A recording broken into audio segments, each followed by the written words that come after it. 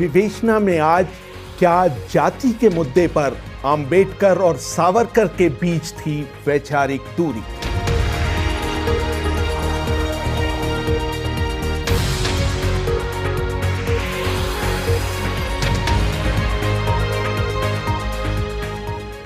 अभिवादन स्वीकार करिए रेहान फजल का। डॉक्टर भीमराव अंबेडकर के राजनीतिक जीवन का एक महत्वपूर्ण पड़ाव था महाड़ सत्याग्रह। 20 मार्च 1927 को अंबेडकर और उनके अनुयायियों ने चावदार तालाब तक एक जुलूस निकाला था। वो लोग छुआछूत के खिलाफ प्रदर्शन कर रहे थे। हजारों की संख्या में अछूत कहे जाने वाले लोगों ने अंबेडकर की अगुवाई में चावदार के एक सार्वजनिक तालाब से पानी पिया। सबसे पहले डॉक्टर अंबेडकर ने चुल्लू से पानी पिया और फिर उनका अनुकरण करते हुए उनके हजारों अनुयायियों ने पानी पिया। उस समय अंबेडकर ने वहां मौजूद लोगों को संबोधित करते हुए कहा था, क्या हम यहां इसलिए आए हैं कि हमें पीने के लिए पानी नहीं मिलता है? क्या हम यहां इसलिए आए हैं कि यहां के जायकेदार कहलाने वाले पानी के हम प्यासे हैं? बिल्कुल नहीं। हम यहां इसलिए आए हैं कि हम इंसान होने का अपना हक जता सकें। यह एक प्रतीकात्मक विरोध था जिसके जरिए हजारों साल पुरानी सवर्ण और सामंती सत्ता को चुनौती दी गई थी, जो सामाजिक पायदान के सबसे निचले स्तर के लोगों को वो हक भी देने के लिए तैयार नहीं थे जो जानवरों तक को हासिल था। इसकी दूसरी जातियों पर व्यापक प्रतिक्रिया हुई थी। उच्च जाति के लोगों ने इसका बदला लिया और अछूतों की बस्ती में जाकर जबरदस्त तांडव किया। हाल ही में प्रकाशित अंबेडकर की जीवनी a part the life and thoughts of B.R. Ambedkar में अशोक गोपाल लिखते हैं, सवर्ण हिंदुओं ने बच्चों, बूढ़ों और महिलाओं को बुरी तरह से पीटा। इस तरह की भी अफवाहें थी कि अछूत लोग शहर के वीरेश्वर मंदिर में भी घुसने की योजना बना रहे हैं। अंबेडकर के इस विरोध के एक दिन बाद 21 मार्च 1927 को सनातनी हिंदुओं ने चावदार तालाब के पानी का शुद्धिकरण की प्रक्रिया को अंजाम दिया था। भीमराव अंबेडकर के पिता सेना में थे और कोरेगांव में तैनात थे।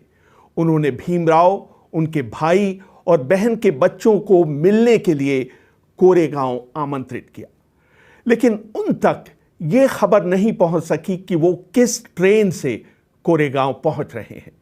इसलिए उन्हें लेने कोई भी स्टेशन नहीं पहुंचा। स्टेशन मास्टर ने उनसे पूछा कि आप कौन हैं और कहां जाना चाहते हैं। जैसे ही उसे पता चला कि वो सब महार हैं, वो बिदक कर पीछे जा खड़ा हुआ। बड़ी मुश्किल से एक बैलगाड़ी बुलाई गई। रास्ते में बैलगाड़ी वाले को बातचीत के दौरान पता चल गया कि वो सब महार हैं। सावित्री अंबेडकर अपनी किताब my life with doctor Ambedkar में लिखती हैं, बैलगाड़ी वाले ने उन सब को तुरंत गाड़ी से नीचे उतार दिया। तब तक अंधेरा हो चुका था। जब बच्चों ने उसे दोगुना किराया देने का लालच दिया, तब जाकर वो गाड़ी चलाने के लिए तैयार हुआ। उसकी शर्त थी कि बच्चे गाड़ी चलाएंगे और वो उनके पीछे पैदल चलेगा। गर्मी का मौसम था, सारे बच्चे बुरी तरह से प्यासे थे, लेकिन रास्ते में किसी ने उन्हें पानी तक नहीं दिया। वो सब अगले दिन लगभग अर्धमृत अवस्था में अपने पिता के घर पहुंचे। इस तरह की अनेक घटनाओं ने जाति के प्रति बाबा साहेब की सोच को बदल कर रख दिया। विनायक दामोदर सावरकर ने अंबेडकर के महाड़ सत्याग्रह को बिना शर्त समर्थन दिया था। धनंजय कीर सावरकर की जीवनी सावरकर एंड हिज टाइम्स में लिखते हैं, उस समय उन्होंने कहा था कि छुआछूत की न सिर्फ निंदा की जानी चाहिए, बल्कि अब उसे धर्म के आदेश के तौर पर जड़ से समाप्त करने का समय आ पहुंचा है। यह नीति या औचित्य का सवाल नहीं है, बल्कि न्याय और मानवता की सेवा के मुद्दे भी इससे जुड़े हुए हैं। सावरकर ने घोषणा की कि हर हिंदू का ये पवित्र कर्तव्य है कि वो अपना धर्म मानने वाले लोगों के मानवाधिकारों की रक्षा करे। लेकिन इसके बावजूद अंबेडकर को सावरकर के सामाजिक सुधार की मुहिम से निराशा हुई थी। हाल ही में प्रकाशित पुस्तक a part apart the life and thought of B.R. Ambedkar के लेखक अशोक गोपाल कहते हैं, अंबेडकर का मानना था कि अगर सावरकर को हिंदू राष्ट्र बनाने का अपना लक्ष्य प्राप्त करना है तो उन्हें अछूतों और बाकी के हिंदू समाज के बीच अवरोध को तोड़ना होगा। सावरकर ने जनवरी 1924 में जेल से रिहा होने के बाद इस दिशा में कुछ काम जरूर किया, क्योंकि रत्नागिरी जिले में उनको गैर राजनीतिक काम करने की ही छूट दी गई थी। उन्होंने अछूतों को मंदिर में घुसवाने और सभी जातियों के लोगों के एक साथ खाना खाने का अभियान भी शुरू किया। इस तरह के उदाहरण देकर सावरकर के जीवनीकार धनंजय कीर ने यह बताने की कोशिश की कि अंबेडकर और सावरकर दोनों ही हिंदू समाज को सुधारने का काम कर रहे थे। अशोक गोपाल आगे लिखते हैं, धनंजय कीर ने 18 फरवरी 1933 को अंबेडकर के सावरकर को लिखे पत्र का जिक्र भी किया। यह पत्र सावरकर की पहल पर रत्नागिरी में एक धनी व्यापारी द्वारा पवित्र पावन मंदिर बनाए जाने के बाद लिखा गया था। इस मंदिर में अछूतों को पूजा करने की छूट थी। उन्होंने एक ऐसे ही मंदिर के उद्घाटन समारोह में भाग लेने के लिए अंबेडकर को आमंत्रित किया, लेकिन अंबेडकर अपनी व्यस्तता का बहाना बनाकर इस समारोह में नहीं गए। लेकिन उन्होंने सावरकर से कहा, मैं इस मौके पर सामाजिक सुधारों के लिए काम करने की मुहिम शुरू करने के लिए आपकी तारीफ करना चाहता हूं। लेकिन ये पूरा सत्य नहीं है। बहिष्कृत भारत के 12 अप्रैल 1929 के अंक में लिखा संपादकीय बताता है कि अंबेडकर ने पहले पतित पावन मंदिर बनने की शुरुआत में ही इसका विरोध किया था। उनका मानना था कि बाद में ये मंदिर अछूतों के मंदिर कहलाए जाने लगेंगे।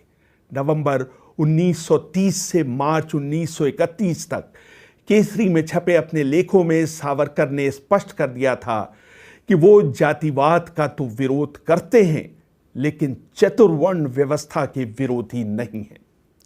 अंबेडकर सावरकर के इन विचारों को जानते थे। उन्होंने 18 फरवरी 1933 को सावरकर को भेजे पत्र में लिखा था, आपका अभी भी चतुर्वर्ण शब्द का यह कहकर वकालत करना कि ये योग्यता पर आधारित है, दुर्भाग्यपूर्ण है।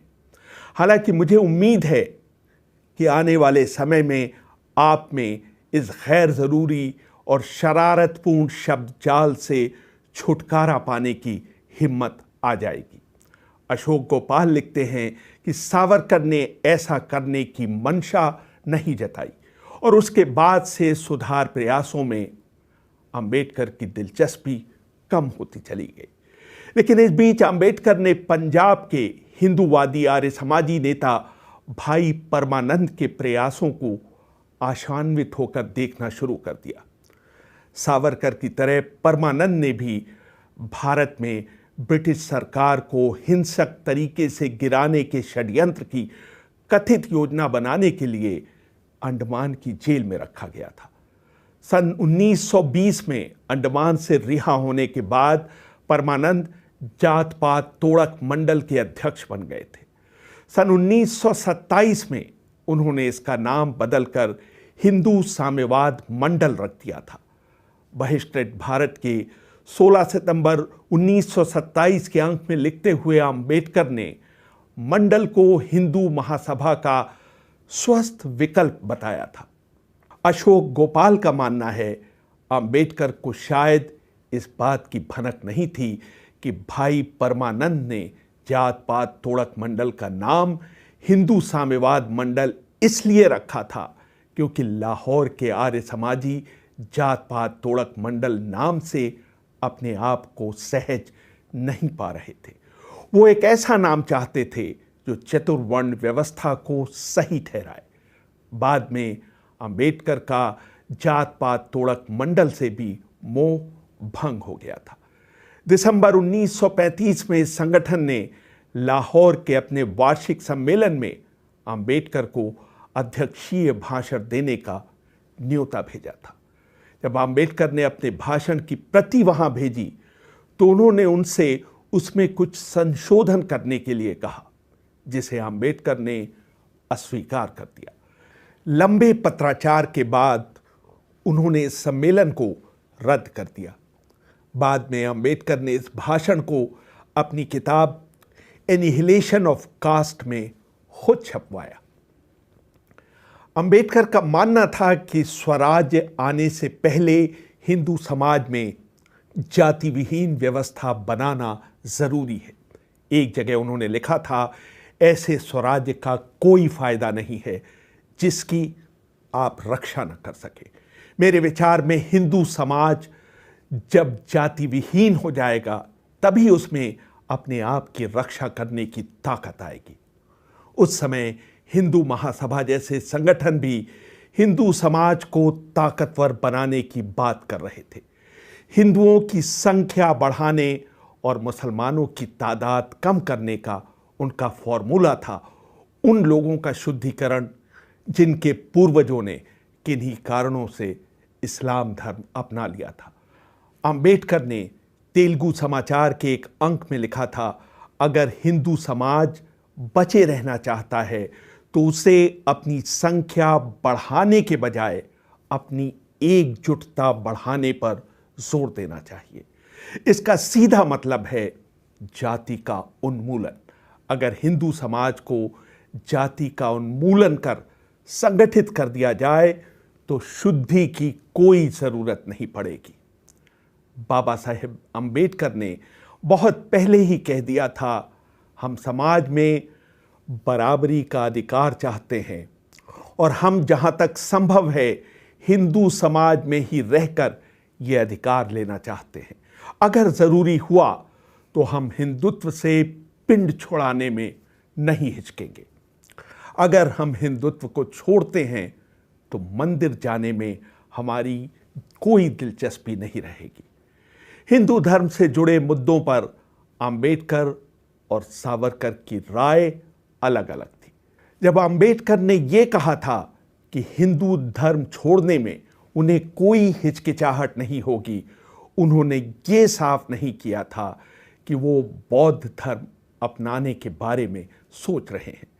इस विषय में सावरकर ने निर्भीत के 3 नवंबर 1935 के अंक में एक विस्तृत लेख लिखा था। सावरकर ने अंबेडकर के हिंदू धर्म छोड़ने की इच्छा पर सवाल उठाते हुए लिखा था कि हिंदू धर्म में भी हर संगठित धर्म की तरह तर्कहीनता के कुछ तत्व हैं, लेकिन दूसरे धर्मों में भी इस तरह की तर्कहीनता पाई जाती है। उन्होंने अंबेडकर से अपील की थी कि वो अपने बौद्धिक ज्ञान और प्रभाव का इस्तेमाल कर हिंदू धर्म में रहते हुए इसमें सुधार की कोशिश करें। अगर छुआछूत से आपको दिक्कत है तो आप 10 साल तक धैर्य रखें। इस दौरान ये समस्या जड़ से दूर हो जाएगी। अंबेडकर ने इसका जवाब यह कहकर दिया था कि हिंदू समाज में छुआछूत 100 सालों के बाद भी रहेगा। सितंबर 1929 में अंबेडकर ने एक मुकदमे के सिलसिले में सावरकर के शहर रत्नागिरी की यात्रा करने की योजना बनाई थी। सावरकर ने उन्हें शहर के नागरिकों की ओर से विट्ठल मंदिर में भाषण देने का न्योता दिया। अंबेडकर इसके लिए सहमत भी हो गए, लेकिन ऐन मौके पर उन्हें एक तार मिला जिसकी वजह से उनका बंबई जाना जरूरी हो गया। उन्हें रत्नागिरी की अपनी यात्रा रद्द कर देनी पड़ी और इस तरह शहर को अंबेडकर और सावरकर के एक मंच पर बैठा देखने के मौके से हाथ धोना पड़ा। अंबेडकर ने अपने एक भाषण में स्पष्ट कर दिया था कि उनका हिंदू धर्म में बने रहने का कोई इरादा नहीं है। उन्होंने कहा था मेरा ये दुर्भाग्य रहा है कि मैं अछूत हिंदू के कलंक के साथ पैदा हुआ था, जो कि मेरे हाथ में नहीं था, लेकिन फिर भी मैं इस अपमानजनक स्थिति को बदलकर अपनी दशा सुधार सकता हूं।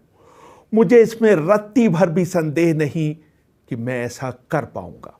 मुझे ये साफ करने दीजिए कि मैं एक ऐसे शख्स के तौर पर नहीं मरूंगा जो अपने आप को हिंदू कहता हो।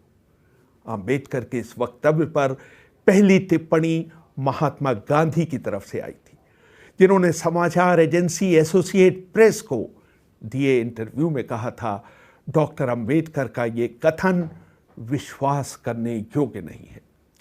हिंदू महासभा के नेता बालकृष्ण और कांग्रेस नेता डॉक्टर राजेंद्र प्रसाद ने कहा कि धर्मांतरण के गंभीर परिणाम हो सकते हैं।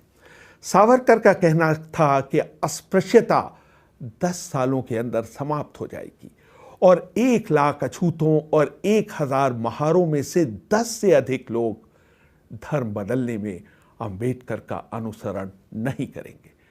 सावरकर की दलील थी कि कोई भी धर्म तर्कवाद पर खरा नहीं उतरता है। अगर अंबेडकर तर्कवाद को ही बढ़ावा देना चाहते हैं तो उन्हें एक तार्किक संस्था खोल लेनी चाहिए। रेहान फजल, BBC, दिल्ली।